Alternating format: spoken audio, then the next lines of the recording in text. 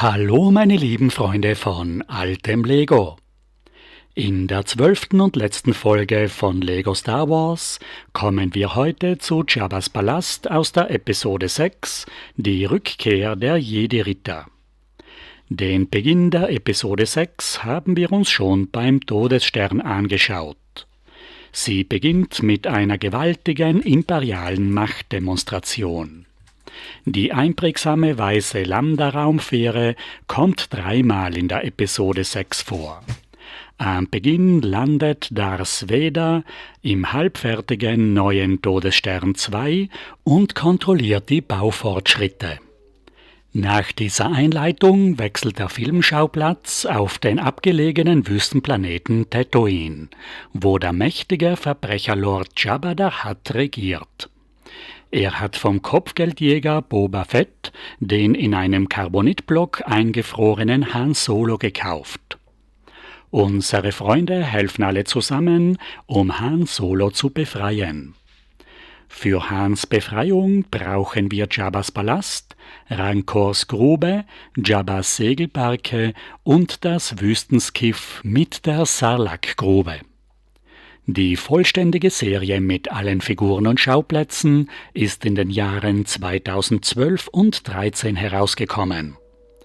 Die Sets von 2000 bis 2006 kann man wegen den alten Figuren und der einfachen Bauweise nicht mehr verwenden.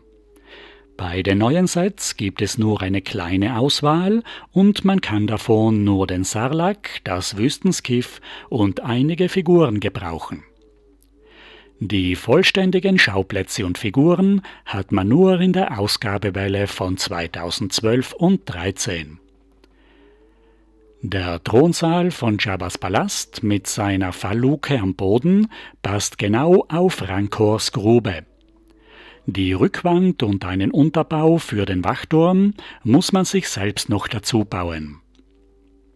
Aus dem Jahr 2012 schauen wir uns heute Jabba's Palast 9516 an, aus 675 Teilen mit 9 Figuren.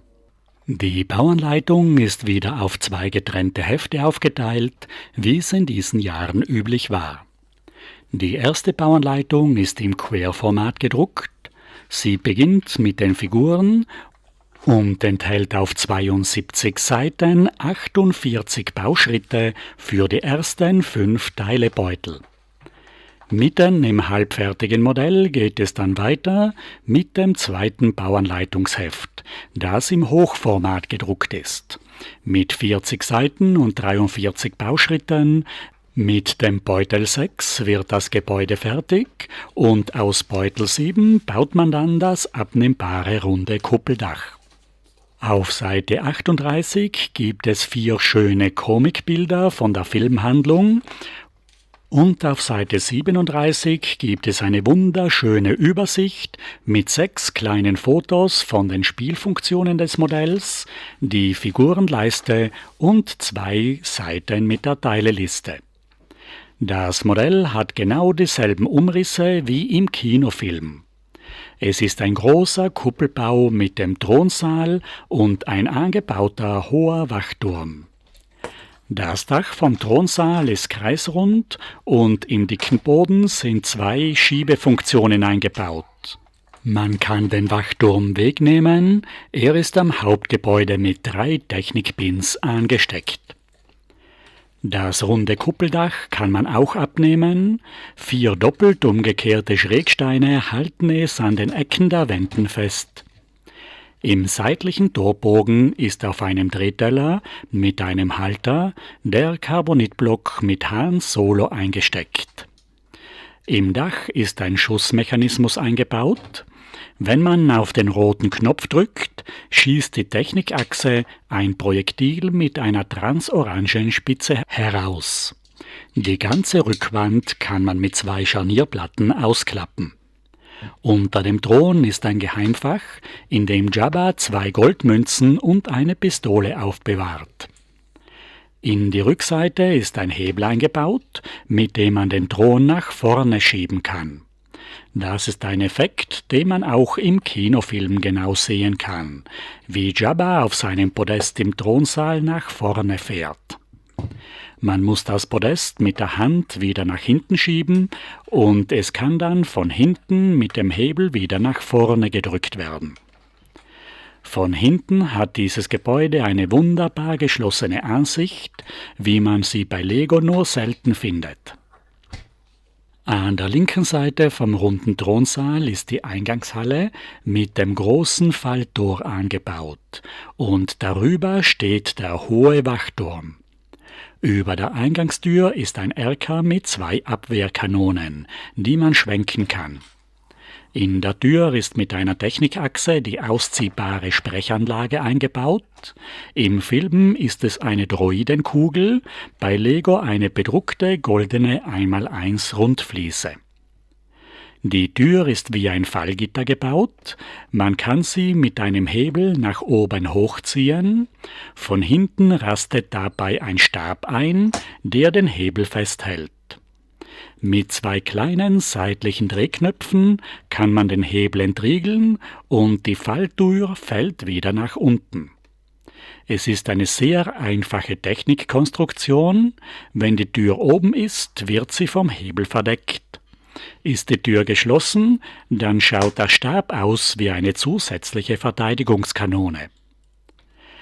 Über der Eingangstür hat der Wachturm einen halbrunden Zwischenstock. An der Spitze gibt es eine überdachte Wachstube mit einer Reihe schlitzförmiger Aussichtsfenster. Auf der Aussichtsplattform steht die Gamorreanische Wache mit einem Elektrofeldstecher. Die Figur hat ein detailliert ausgearbeitetes und bedrucktes Oberteil mit zusammenhängendem Rüstungs- und Kopfteil. Alle Figurenelemente sind detailliert geformt und mehrfarbig bedruckt. Im Mittelstock vom Wachturm ist ein kleines Lager mit einer Waffenkiste und einer Flasche. In der Eingangshalle huscht ein Ba-Mar-Mönch vorbei, das ist ein schwarzer Spinnendroide mit Katana-Beinen. Bei diesem Set ist die Figur von Prinzessin Leia dabei, die sich als Kopfgeldjäger Bush verkleidet hat und bei Jabba das Kopfgeld für den Gefangenen Chewbacca einstreichen will. Diese Figur gibt es exklusiv nur in diesem Set allein, genauso wie die grünhäutige Twi'lek-Tänzerin Ola mit Tentakelhaube, Wendegesicht und aufgedrucktem schwarzen Netzkleid. Das Podest, auf dem Jabba thront, kann man auf 2 Schienen ausfließen, mit der Hand nach hinten schieben und auf der Rückseite des Gebäudes gibt es einen Hebel, mit dem man den Thron wieder nach vorne drücken kann. Hinten ist unter dem Thron ein Geheimfach und auf dem Hebel ist eine Kochstelle aufgebaut. In der Mitte thront Jabba. Hinten links steht sein Haushofmeister Bib Fortuna und vorne rechts sitzt der kleine, echsenartige Hausdier-Kovakianer Salacious B. Crump. Vorne unter dem Thron ist im Boden eine Falltür eingebaut. Auf der linken Gebäudeseite gibt es einen Hebel, mit dem man die Falltür aufmachen kann. Die Falltür und das Gitter am Boden führen direkt hinunter in Rancors Grube, die man als Set 75005 unter dem Palast hinstellen kann. Im Thronsaal stehen Jabbas Wasserpfeife, 2 Beistelltische und eine Kiste mit Waffen. Links vom Thronsaal ist der drehbare Ständer mit dem Carbonitblock, in dem Han Solo in der Wolkenstadt eingefroren worden ist. Es ist ein perlgraues Formteil mit den Abdrücken der Minifigur und 2 Handgriffen. Innen gibt es 2 Hebel, wo sich die Minifigur festhalten kann. Die Rückwand vom Palast kann man nach rechts aufklappen. Hinter dem Thron sehen wir das Geheimfach mit den 2 Goldmünzen und der Pistole. Als Snack für Jabba gibt es auch einen grünen Frosch. Auf dem Hebel, mit dem man den Thron nach vorne schiebt, ist eine Kochstelle gebaut, mit einem Feuer und einer Pfanne. Aber den Frosch braucht Jabba nicht zu braten, er verzehrt ihn ja am liebsten lebendig. Mit der Kochstelle und dem Geheimfach hat die aufgeklappte Rückwand eine wichtige Spielfunktion. Man kann hier das Privatgemach von Jabba einrichten. Für die Bespielbarkeit des Thronsaales ist die Rückenklappe nicht notwendig. Es ist alles gut durch das abnehmbare Dach erreichbar. Von den 9 Figuren sind 6 exklusiv und 3 Filmpersönlichkeiten kommen überhaupt nur in diesem Set allein vor. Die neue olivgrüne Jabba-Figur von 2012 ist 2024 noch einmal herausgekommen mit grauem statt braunen Falten im Gesicht. Der Oberkörper ist mit einem blauen Technikstift auf das Unterteil aufgesteckt, man kann ihn um 180 Grad drehen. Links und rechts sind 2 kleine bewegliche Greifarme eingesteckt, der rechte Arm hat eine Ankertätowierung, die Greifhände haben oben und unten noch zusätzliche Steckknoppen. Das Gesicht ist sehr detailliert und ausdrucksstark gedruckt. Bib Fortuna, Jabbas misstrauischer Haushofmeister, ist von 2003 bis 2024 in 4 Ausgaben herausgekommen. Beim Hartplastikkopfteil sind die 2 Twi'lek-Tentakel ringförmig um Hals und Hinterkopf herumgelegt. Ich denke, das war 2003 die allererste Figur mit rosa Hautfarbe. Als ganz besondere, einzigartige Figur ist bei diesem Set Selatius B. Crump, die kleine, hockende, kovakianische Echsenaffenkreatur dabei, die speziell für dieses Set gegossen und gedruckt wurde. Die grüne Tänzerin Ola gehört zur selben Twi'lek-Art wie Bib Fortuna, nur dass die 2 Kopftentakel frei nach hinten hängen. Der grüne Körper ist mit einem schwarzen, durchsichtigen Netzkleid bedruckt und mit einem silbernen Halsring für die Leine.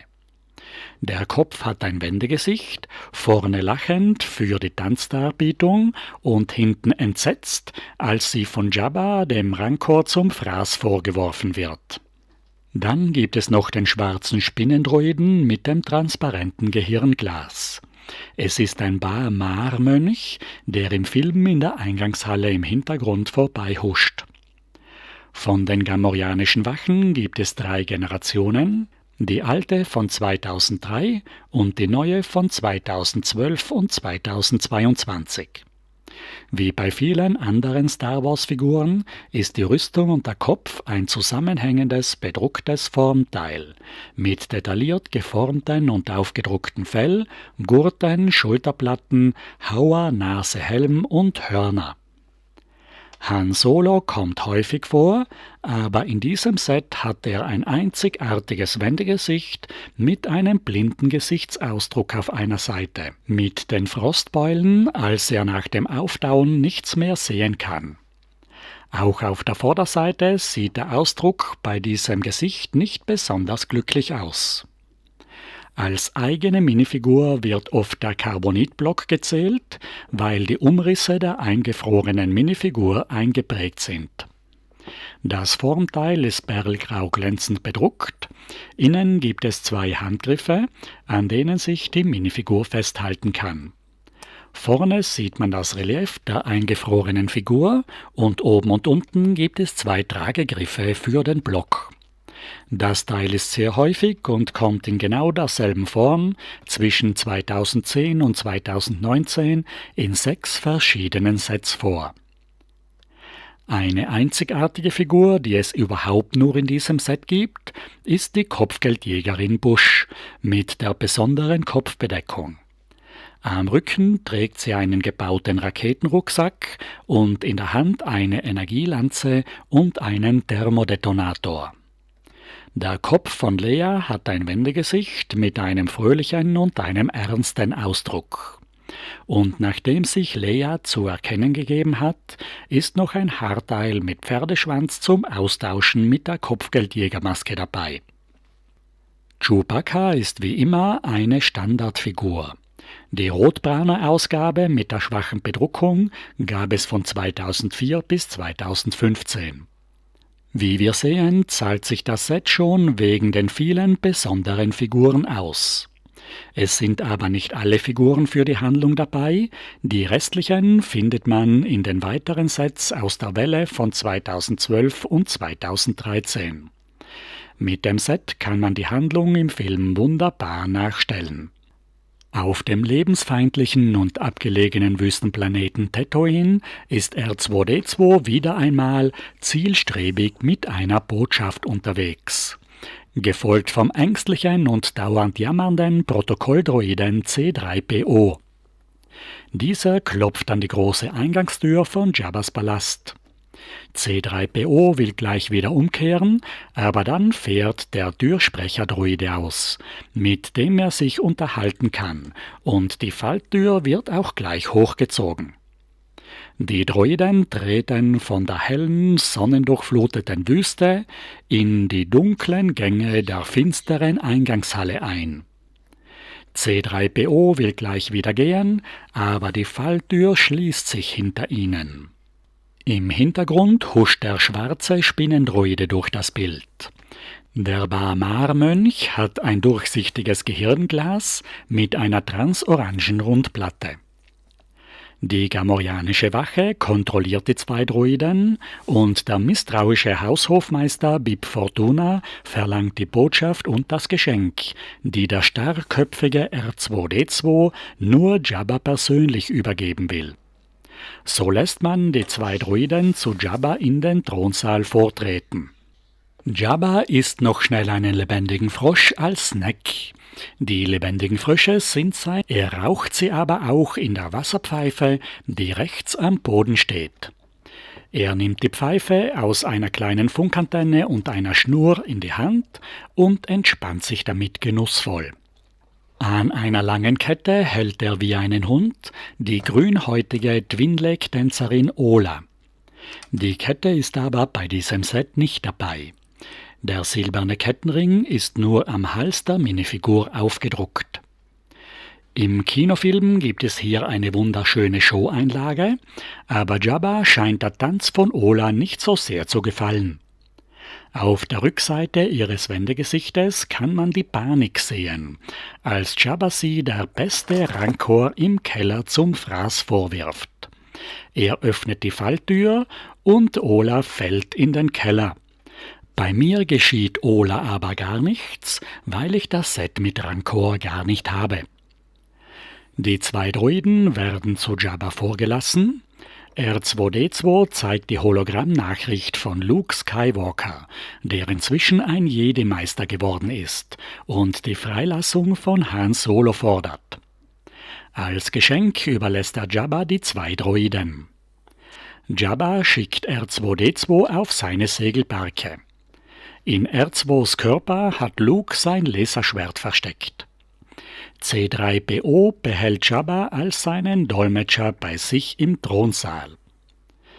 Dann kommen Hans nächste Freunde für den zweiten Befreiungsversuch.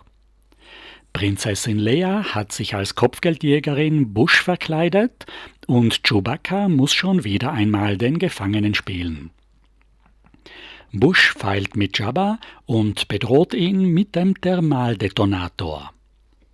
Das beeindruckt Jabba sehr und Bush kann als Gast bei ihm bleiben.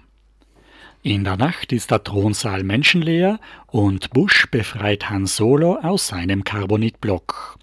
Sie nimmt ihn von der Wand und schaltet die Auftauchsequenz ein.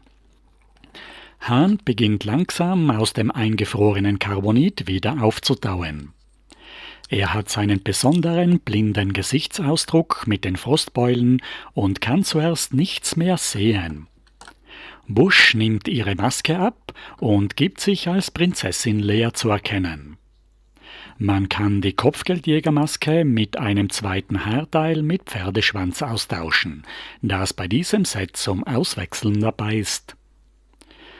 Han und Leia sind glücklich, dass sie sich wiedersehen. Da fällt im Hintergrund der Vorhang. Jabba und sein Gefolge haben die Befreiungsaktion beobachtet. Han kommt ins Gefängnis zu Chewbacca und Leia wird Jabbas neue Tänzerin. Dann kommt auch schon der dritte Befreiungsversuch. Luke Skywalker tritt völlig unbewaffnet in der schwarzen Robe des Jedi-Meisters durch die sonnendurchflutete Tür in die dunkle Eingangshalle herein. Die beiden gomorianischen Wachen wischt er mit einer einfachen Handbewegung und mit einem Jedi-Gedankentrick zur Seite. Auch der Haushofmeister Bib Fortuna ist von der Macht sofort umgestimmt und lässt Luke gleich ohne Anmeldung zu Jabba in den Thronsaal eintreten. Nur Jabba lässt sich von der Macht nicht beeindrucken.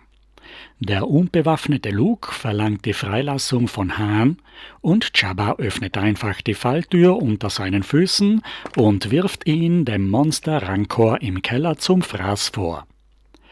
Das Set mit Rancors Grube, Jabbas Segelbarke und das Wüstenskiff mit dem Sarlacc habe ich nicht. Deshalb endet unsere Geschichte hier.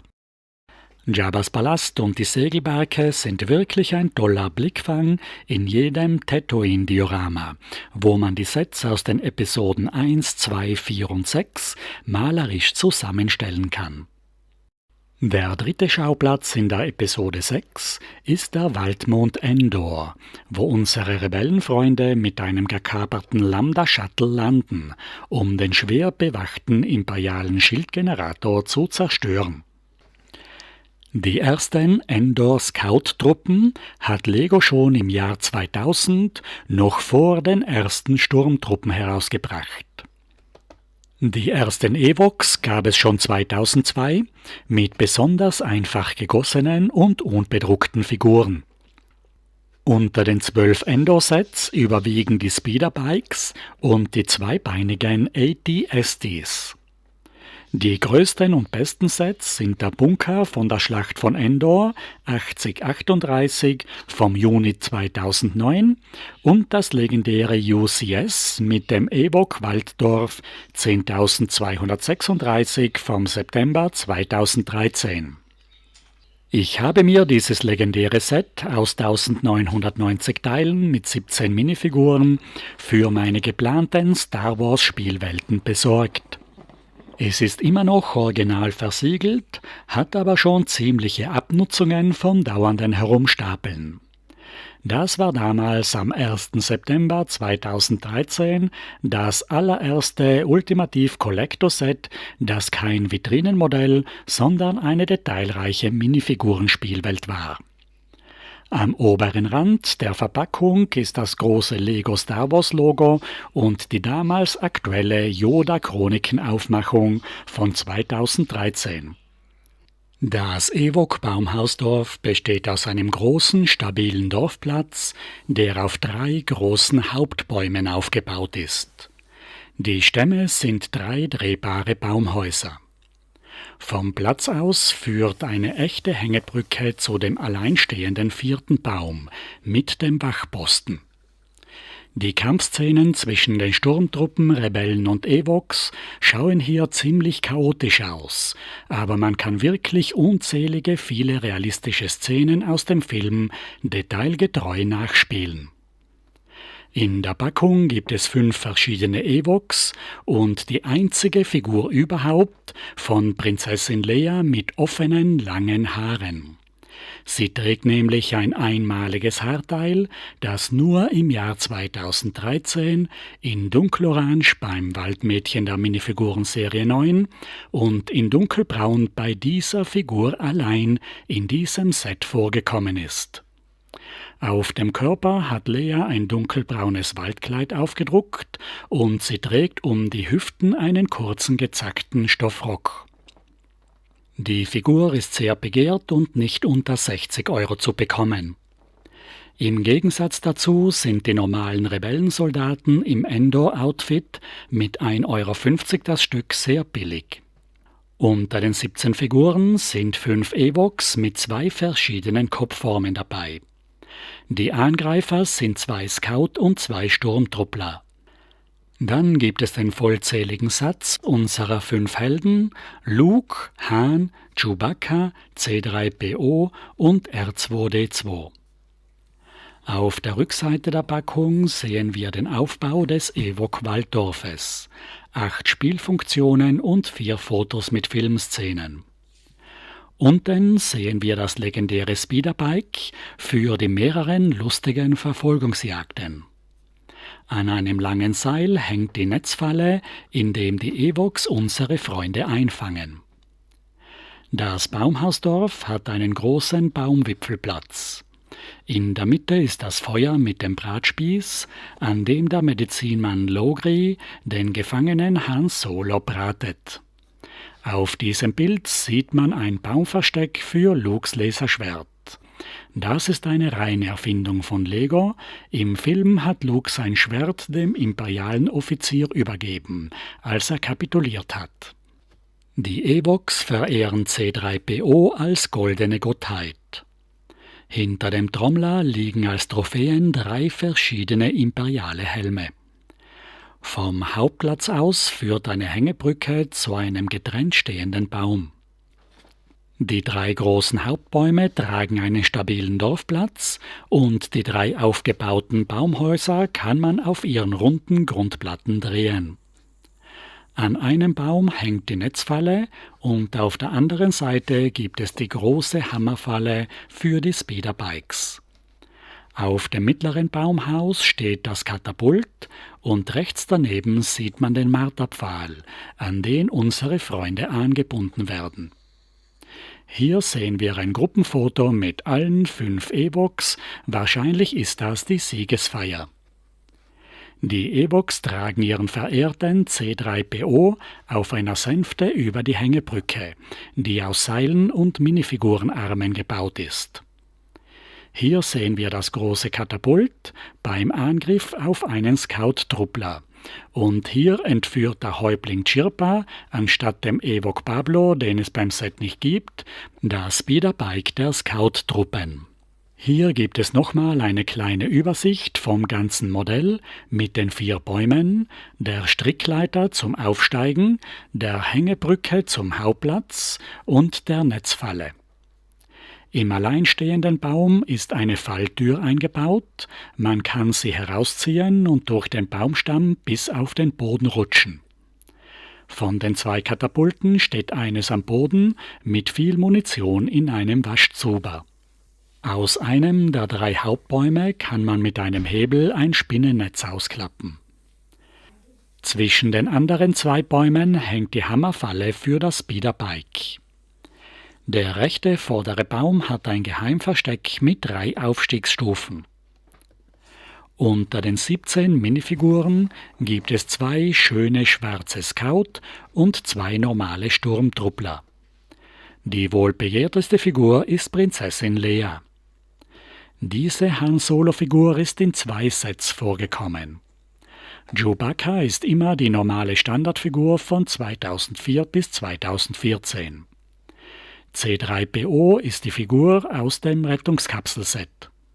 R2-D2 hat den silbernen Kopf. Es gibt 2 unterschiedliche Rebellensoldaten. Die häufigsten Ewoks sind der kleine Wicket W. Varric und der namenlose Standardkrieger. Der Speer Tibo ist die seltenste und begehrteste Figur der Ewoks.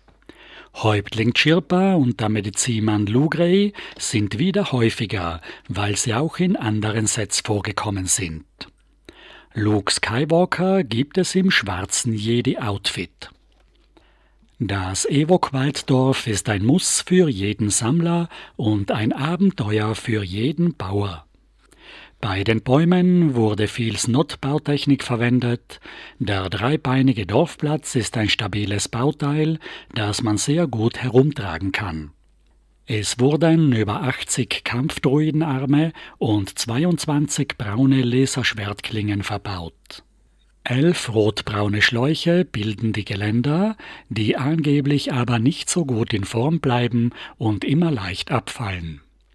Das Set ist besonders gut gelungen und eines der wenigen Minifiguren-Spielsets, das schon vollkommen fertig gebaut ist. Gemeinsam mit dem Schutzschildbunker würde es eine wunderbare Spielwelt ergeben.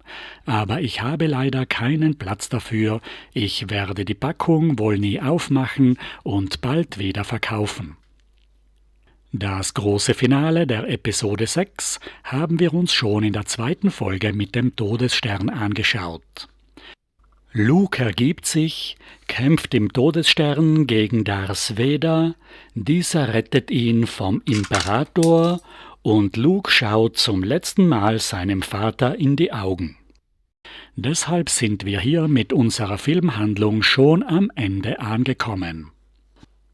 Es würde noch sehr viele schöne Schauplätze und Spielwelten in den restlichen Episoden der Skywalker-Saga und in den Star Wars-Stories geben. Und es gibt viele passende Lego-Sets, die mich immer sehr gereizt haben. Aber ich habe nie damit weitergemacht. Der Höhepunkt der Episode 7 ist der Zweikampf zwischen Rey und Kylo Ren auf der auseinanderbrechenden Eisoberfläche der Starkiller-Basis, die man hier im Set 75236 sieht, aus 191 Teilen, herausgekommen am 1. April 2019. Die Figuren sind relativ einfach gehalten.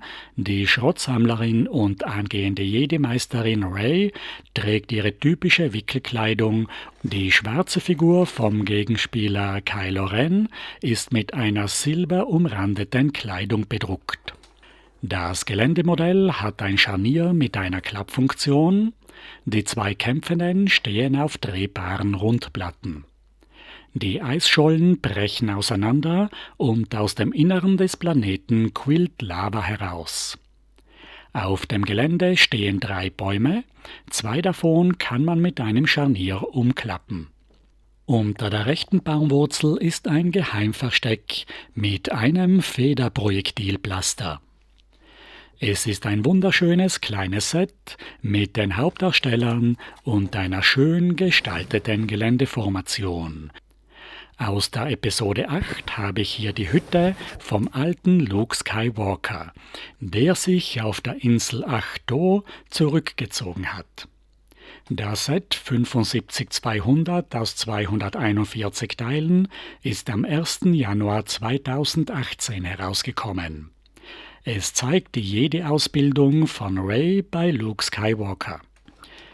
Mit dabei ist auch der winzig kleine, nett gebaute Seevogel Borg, der in der Hütte eine eigene Sitzstange hat. Luke Skywalker trägt sein helles Jedi-Gewand mit einem Stoffumhang.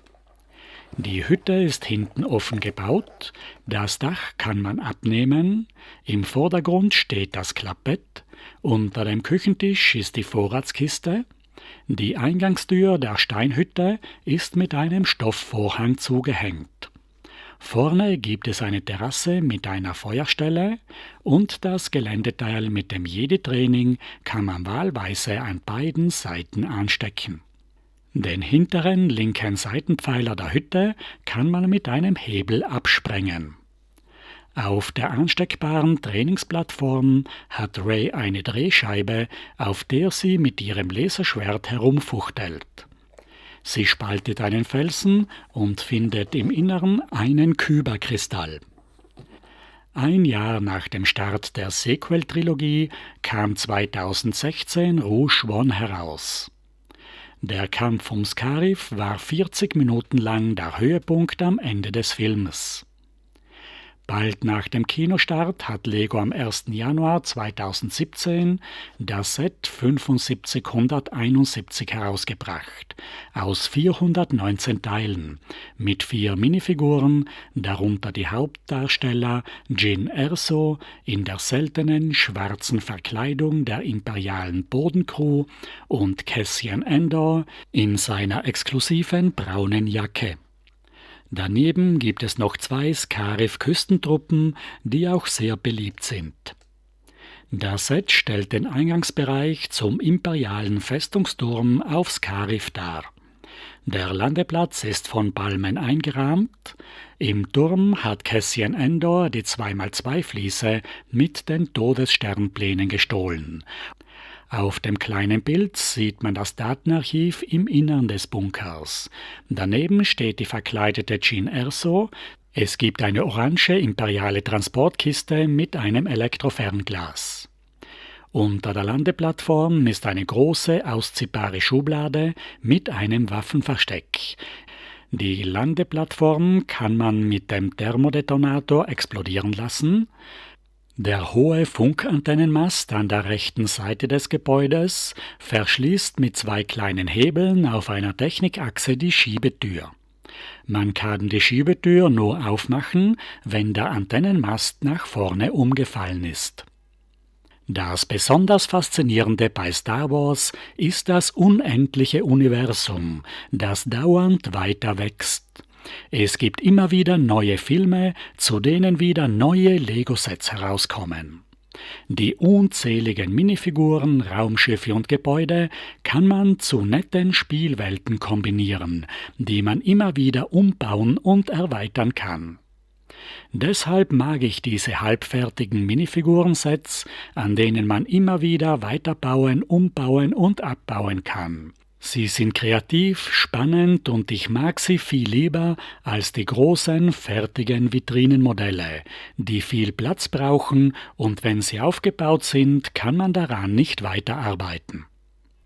Ich bedanke mich bei euch allen recht herzlich, dass ihr bei dieser langen Serie aus 12 Star Wars Folgen immer treu dabei gewesen seid. Dank eurer Hilfe konnte ich meine Sammlung ordnen und ergänzen, neue Pläne schmieden und wieder selbst viel bauen und spielen. Für alle diese Sets habe ich nur 2 kleine Fächer im Schrank. Dort werde ich ein nettes kleines Diorama mit dem Todesstern, dem Läufer und dem Millennium Falcon einrichten und die restlichen Sets und die Sammlung der versiegelten Packungen der wunderbaren UCS und Masterbilder-Sets mit den tollen Minifiguren Star Wars Spielwelten werde ich bei der nächsten Gelegenheit wieder verkaufen. In der nächsten Woche beginnen wir mit einem neuen Lego-Thema, das ebenso faszinierend ist wie Star Wars. Es ist das zweite große Lego-Lizenzthema, die Harry Potter Spielwelt von 2001. Bis dahin bedanke ich mich bei euch allen, dass ihr heute zugesehen habt und wünsche euch allen ein wunderschönes Wochenende. Auf Wiedersehen.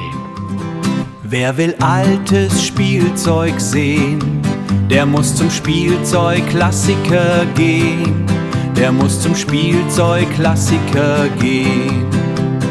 Playmo, Lego, alt und schön, ich freu mich auf ein Wiedersehen.